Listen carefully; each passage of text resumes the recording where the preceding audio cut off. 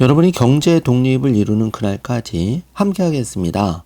안녕하세요. 3일 경제 독립 팁입니다. 자, 은행에 예금 통장도 있지만 대출 통장 한 개씩은 다 가지고 계실 텐데요. 17일부터 이 바뀐 내용을 모르고 계시면 내가 대출이자를 더 낼 수도 있습니다. 자, 이런 경우에 큰 불이익을 당할 수도 있기 때문에 바뀐 내용을 잘 확인해 두셔야 되는데요. 자, 오늘 이 내용 궁금하신 분들은 영상 끝까지 함께 해주세요. 바로 시작하겠습니다. 자, 17일부터 바뀐 이 내용을 먼저 확인해 보면은, 자, 여기 표를 제가 한 장 보여드리는데요. 자, 내가 살다 보면 갑자기 형편이 잠깐 어려워져서 대출이자를 연체시킬 수가 있는데요. 자, 이럴 경우에 과거에는 내가 대출 통장을 2개 쓰고 있었다면 A, B 하나는 만기가 돌아왔고 하나는 아직 대출 만기가 있었다면은 과거에는 내가 연체됐다고 해서 이 대출 만기가 남아있는 통장 몽땅 합쳐서 연체금을 부과를 했는데, 자, 이제부터는 이게 개선이 됩니다. 자, 바뀐 내용 영상 뒷부분에 중요하니까 다시 한번 제가 확인을 해드리고요. 먼저 중요하게 바뀐 부분부터 체크를 해보겠습니다. 자, 이번에 17일부터 바뀐 내용은 한마디로 내가 대출을 쓰고 있다고 해도 대출자의 권리를 강화하는 내용인데요. 자, 그 3천만 원 미만 연체자에 대해서도 크게 권리구제가 강화가 되었습니다. 자, 적극적으로 은행에 채무조정 요청도 가능하게 바뀌었는데요. 자, 핵심만 살펴보겠습니다. 먼저 채무조정 요청권이 신설이 되었는데요. 자, 여기서 채무는 대출을 말하는 겁니다.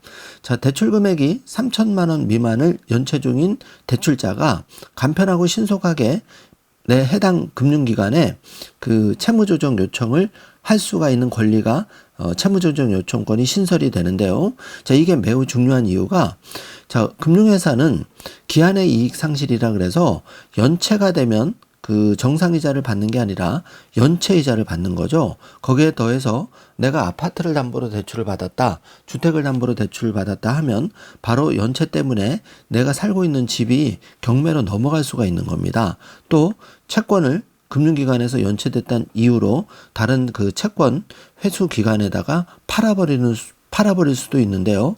자, 그렇게 되면 결국은 은행은 더 쉽게 대출금을 회수하겠지만 정말 피치 못할 사정으로 대출을 쓰는 사람은 내 집이 경매가 되거나 어떤 불이익을 금방 당할 수가 있기 때문에 그동안 많이 불리했는데, 이런 부분이 이제 그 연체됐다고 해도 대출 연체자가 은행에 채무조정 요청을 하면 간편하게 신청해서 여러모로 내가 유리한 상황을 만들 수가 있다는 점이죠. 이런 점을 꼭 알아두셔야 되겠습니다.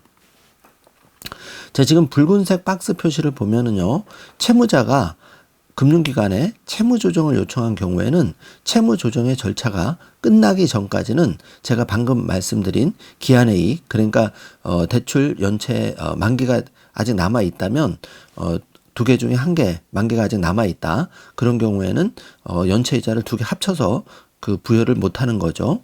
그리고 해당 주택, 예를 들어서 아파트나 주택이 경매로 넘어갈 위기가 있으면 채무조정을 요청한 경우에는 해당 채권의 그 양도를 제한하는 거죠. 경매 신청도 좀 유예를 받을 수가 있고, 내 그 부실한 채권을 금융기관, 은행이 멋대로 다른데 추신기관에다가 위탁해서 내 채권을 더 세게 독촉하게 이렇게 불이익을 당하는 것을 방지할 수가 있다는 겁니다. 자, 그래서 이 채무조정 요청하는 거 당당하게 내가 대출받은 금융기관에 혹시 연체가 되면 꼭 요청을 해주시기 바라겠습니다. 자, 누구나 살다 보면 대출 받고 순간적인 어려움을 겪을 수 있는데요. 자, 이럴 경우에 내가 이 채무조정 요청하는 거 깜빡하고 요청 안 하셔서 그냥 내 살고 있는 아파트 주택 경매로 바로 넘어간다면 나만 불이익을 당하는 겁니다. 꼭 요거 채무조정 요청할 수 있다. 꼭 확인해 두시고 적극 행사하시기 바랍니다. 자, 그리고 그 채무자의 그 연체 발생에 따라서 우리가 이제 독촉을 받는데요. 자, 이럴 경우에 과다한 이자 부담을 완화해 주기로 했습니다. 자, 어떤 내용이냐 하면 대출 금액 5천만 원 미만을 연체 중인 채무자가 채무 부담을 덜 수 있도록 연체 발생에 따른 과다한 이자 부과 방식이 개선이 되는데요. 한마디로 정리하면 대출의 연체로 인해 기한 이익, 요거는 이제 만기가 남아있는 경우에 이 기한 이익이 상실된 경우에도 기한이 도래하지 않는 채무 부분에 대한 연체 이자를 그동안 은행에서 부과를 했는데 이제 이게 그럴 수 없도록 바뀌는 거죠. 요 바뀐 내용을 꼭 확인해 두시기 바랍니다. 자, 기한 이익 상실 때 원금 전체의 즉시 상환을 요구하면서 대출 잔액 전체에 대해서 연체 가산이자를 부과하는 관행, 이게 그동안 은행 쪽에 유리하게 되어 있었는데 이게 이제 개선이 된다는 겁니다. 자, 그리고 채권 매각 관련 규율이 강화가 되는데요. 자, 개인 채무자 보호법에서는 채권 양도 때 채무자 보호에 중대한 영향을 미치는 경우에는 채권의 양도를 금지하는데 시행령에서는 이러한 경우를 더 구체화했는데요. 예를 들어서 자, 우리가 그 명의도용을 당하거나 채권 채무 관계가 불명확한 채권은 양도가 금지가 됩니다. 자, 금융회사가 이렇게 내가 억울하게 명의도용을 받았거나 그 채권, 채무 관계가 불명확한 채권의 경우에서는 금융회사, 은행이 그동안 관행적으로 반복적으로 이 내 연체 채권을 매각을 제3자 기관에 했는데 여기에 따라서 내가 불이익을 당했는데 자, 이제는 이게 금지가 된다는 겁니다. 늦었지만 다행한 조치라고 생각하고요. 자, 법률에서 규정한 채무 조정 중인 채권 외에도 3번 이상 양도된 채권의 양도를 제한한다는 점도 꼭 확인해 두시기 바랍니다. 자, 그리고 그동안은 자, 내가 연체를 했다는 이유로 과도하게 빚독촉을 그 금융기관에서 받았는데 이제 이러한 점도 개선이 됩니다. 자, 이 내용 나의 권리니까 잘 알아두세요. 자, 추심자. 여기서 추심자는 돈 빌려준 은행, 금융기관을 말하는데 이게 이제 채권별로 그동안은 무제한으로 여러 번 그 독촉 전화를 했어도 됐는데 이제는 하루 한 번 7일에 7일을 초과해서 이 대출 연체됐다고 독촉 전화를 해서는 안 된다는 얘기입니다. 요 나의 권리니까 잘 알아두시고요. 특히 내가 수술, 입원, 혼인, 장례 이렇게 변제가 곤란한 특수한 상황이 생긴 경우에는 3개월 이내에 금융기관과 합의한 기간 내에는 이 빚독촉 유예를 받을 수가 있으니까 이 빚독촉 스트레스에 수술, 입원, 혼인, 장례 이렇게 피치 못할 사례가 있는 경우에는 은행과 잘 협의를 하시면 되겠습니다.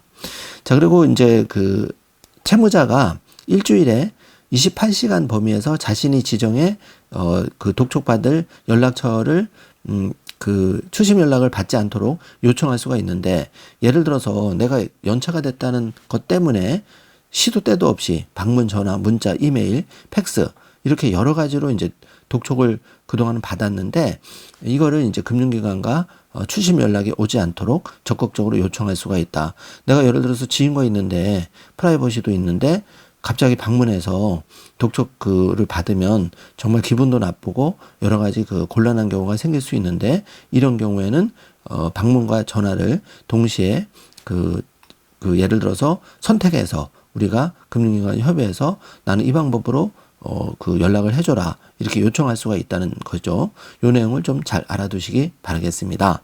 자, 지금까지 그 대출을 갚기 어려운 개인 채무자 어떻게 보면 약자였는데 그동안은 금융기관, 은행에 일방적으로 유리하게 이 빚독촉 상환 이게 이제 구조가 되어 있었는데 이제 그 연체자도 권리가 강화가 되었습니다. 그래서 이 개인금융 채무자의 보호에 관한 법률이 이제 17일부터 적극적으로 그 유예 기간을 거쳐 그러니까 계도 기간을 거쳐 시행이 되기 때문에 이거를 잘 알아두시고 이제 2025년 1월 16일 이후에는 더 적극적으로 시행이 되니까 지금은 이제 계도 기간으로 그 시행이 되기 때문에 은행도 이걸 지켜야 되고 채무자 입장에서는 과도한 그 빚독촉 이런 부분에서 내가 그동안 권리 침해를 많이 당했는데 이런 부분을 잘 알아두시길 바라겠습니다. 특히 개인 채무자 보호법 더욱 강화가 되고 있으니까 나에게 좀 그 대출자로서의 권리가 더욱 강화가 된다. 이 부분은 꼭 확인을 해 두시기 바라고요. 그 이제 요거를 꼭 잊지 말고 그 챙기셔야 되는데 자, 연체 발생에 따른 그 과다한 이자 부담을 모르고 있으면 내가 더 낼 수가 있는데 이제 앞으로 은행이 이 대출금 5천만 원 미만을 연체적인 채무자에 대해서 예를 들어서 내가 통장, 대출 통장 A도 있고 대출 통장 B도 있을 때 하나는 만기가 돌아왔고 하나는 아직 만기가 남아 있는 경우에 내가 A 통장을 연체했다고 해서 만기가 아직 남아 있는 B 통장까지 연체 이자를 그동안 물려왔는데 이제 이런 잘못된 관행이 바로 잡아져서 내가 이제 항의를 해야 되겠죠. 만약에 그런 경우에는, 그럴 경우에는 이제 기한의 이익, 나머지 그 대출 만기가 아직 남아 있는 통장에 대해서는 정상적인 이자, 대출 이자를 납입해야 되고 옛날처럼 은행이 임의적으로 기한의 이익을 상실시켜서 이 대출 만기가 아직 남아 있는 통장에까지 과도하게 연체 이자를 부여하는 이런 불합리한 게 이번에 개선이 됐으니까 이 내용을 꼭 확인해도 내 권리를 찾으시길 바라겠습니다. 자, 매우 중요한 내용. 자, 여기 사례를 보시면 예를 들어서 대출 잔액이 1억인데 지금 만기가 도래한 1,000만 원, 그리고 아직 대출 만기가 남아있는 9천만 원. 과거에는 1억에 대해서 내가 연체되면 기한의 이익을 상실, 그러니까 만기 남아있는 거 관계없이 전체 그 대출 이자에 대해서 그 원금에 대해서 대출 이자를 부여를 했는데 그럼 굉장히 불합리하고 억울한 거죠. 이게 앞으로는 만기가 된 1,000만 원에 대해서만 연체 이자를 부과하고 나머지 9천만 원에 대해서는 정상적인 대출이자, 그러면 나의 부담이 훨씬 줄어드는 겁니다. 자, 이렇게 바뀌었으니까 이 바뀐 내용을 꼭 확인하셔서 내가 잘 몰라가지고 그냥 전체 대출 잔액에 대해서 연체 이자를 물어야 되는 이런 불이익을 당하지 않도록 꼭 조심하시길 바라겠습니다. 자, 아는 만큼 내 권리를 찾을 수 있다는 점 다시 한번 확인해 두시고 3일 경제독립TV 구독 버튼을 꼭 눌러주셔서 항상 정부의 그 정부 지원금 복지 재테크 정보 꼭 다 챙겨가시길 바라겠습니다. 자, 오늘 영상 내용이 조금이라도 도움이 되셨다면 좋아요, 구독, 알림 설정 부탁드리겠습니다. 영상 시청해 주셔서 감사합니다. 좋은 하루 되세요.